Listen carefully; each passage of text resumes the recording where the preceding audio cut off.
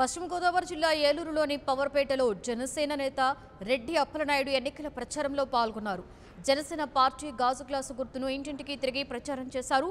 అధికార ప్రతిపక్ష పార్టీలు ప్రజల సమస్యలు తీర్చడంలో విఫలమయ్యాయని అప్పలనాయుడు ఆరోపించారు. జనసేన అధినేత పవన్ కళ్యాణ్ని సీఎం చేసుకోవడం మనందరి బాధ్యత అన్నారు Reddy Appalanaidu.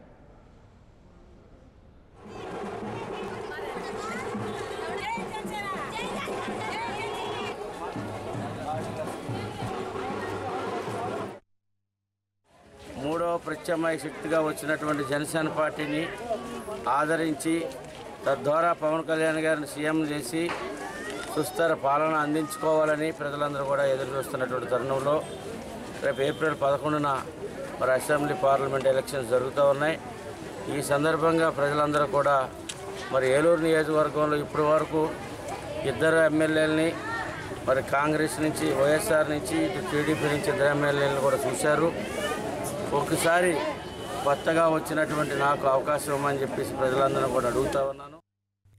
For more updates please subscribe 99 TV Telugu.